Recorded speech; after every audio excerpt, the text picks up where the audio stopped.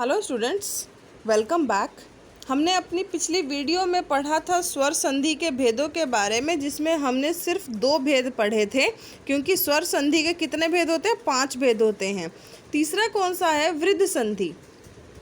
वृद्ध स्वर 2 कहे गए हैं। कितने कहे गए हैं? 2। कौन कौन से? ए प्लस ओ, ए और ओ।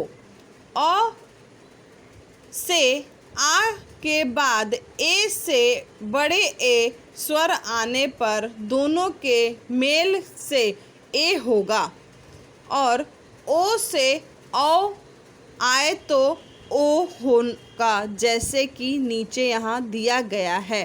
अ में प्लस ए करेंगे तो ए बनेगा। अ में ए प्लस करेंगे तो भी ए बनेगा। आ में ए प्लस करेंगे तो भी ए बनेगा। आ में ए प्लस करेंगे तो भी ए ही बनेगा। यहाँ पर आपको दिया हुआ है, यहाँ लिखा है कि अ में अ से आ के बाद जो है ए से ए ही बनेगा।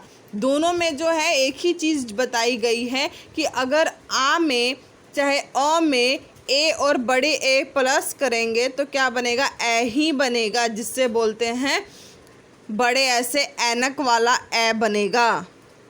जैसे मम प्लस एव तो ममैव, मत प्लस एक्य मतैक्य, सदा प्लस एव सदैव, ए की मात्रा आ रही है ना बड़े की। महा प्लस ऐश्वर्य माहेश्वर्य। अब अम प्लस ओ तो बड़ा ओ बनेगा। अ प्लस बड़ा ओ करेंगे तो भी बड़ा ओ बनेगा। आ प्लस ओ करेंगे तो भी बड़ा ओ बनेगा, और आ प्लस ओ करेंगे तो भी बड़ा ओ बनेगा।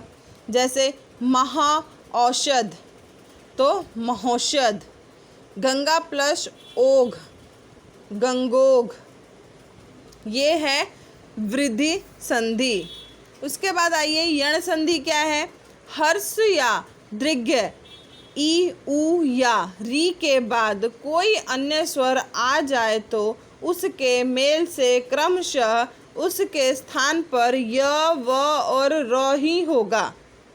अगर इन तीनों में ध्यान से देखिए, ई ऊ और री में क्या हो जाए कि के बाद अगर कोई अन्य स्वर, कोई भी अगर स्वर और इसमें आता है, मेल करता है, तो क्या बनता है? य, व और र ही बनेगा। जैसे ई प्लस अ तो य बना।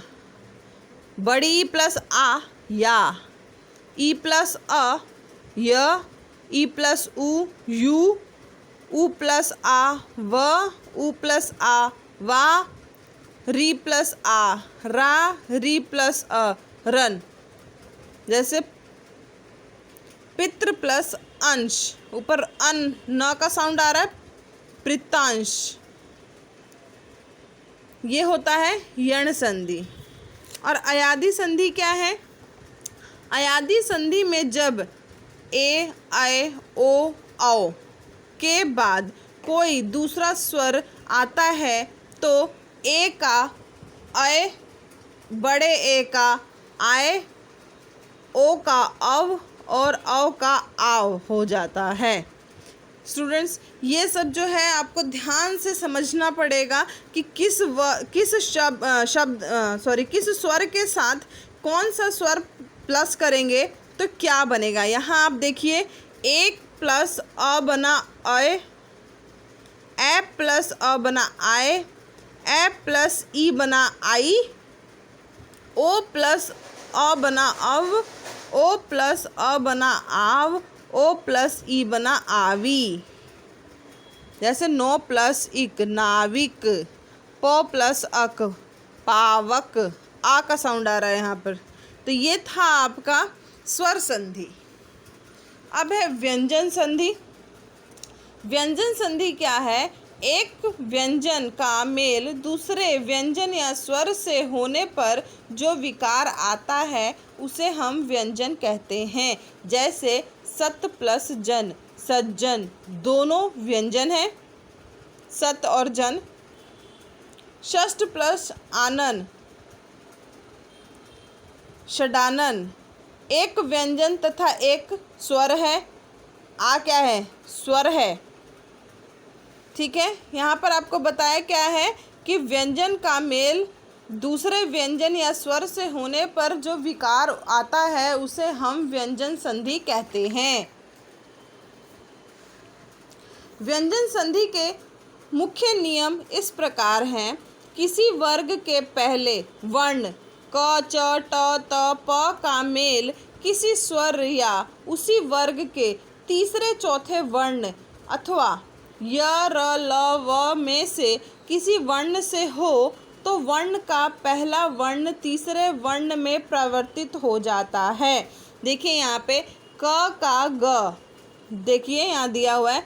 तीसरा वर्ण कौन सा होता है? क, ख, ग। तीसरा वर्ण कौन सा होता है? ग। जैसे दिक् प्लस अंबर, दिगांबर तीसरे वर्ण में चला जाता है। स्वर जो है वो कौन से वर्ण में चला जाता है? तीसरे वर्ग में। ध्यान दीजिएगा, तीसरे वर्ग में जाना है।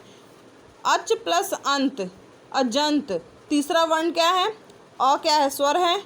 तीसरा वर्ण क्या आएगा? ज। तो ये है आपका, ये नियम बताए गए हैं कि किस तरह से जो है अगर क, च, ट, त जो है व्यंजन आता है तो वह किस तरह से प्रवर्तित होता है। उदाहरण के लिए भी यहाँ दिया गया है। वाक प्लस ईश, वागीश। वाक प्लस दान, वगदान। अब देखिए दूसरे पॉइंट में क्या दिया है। किसी वर्ग के पिछले वर्ग का मेल पंचम वर्ग से होने पर वह वर्ण उसी वर्ग का पांचवा वर्ण बन जाता है। क्या है कि किसी वर्ग के पहले वर्ण, किसी वर्ग के पहले वर्ण क, च, ट, त, प का मेल पंचम वर्ण से होने पर वह वर्ण उसी वर्ग का पांचवा भाग बन जाता है। जैसे वाक प्लस मय, वाक प्लस मय तो क्या बना? वाड्मय। यहाँ आप देखिए इसका पंचम वर्ण क्या है? क का।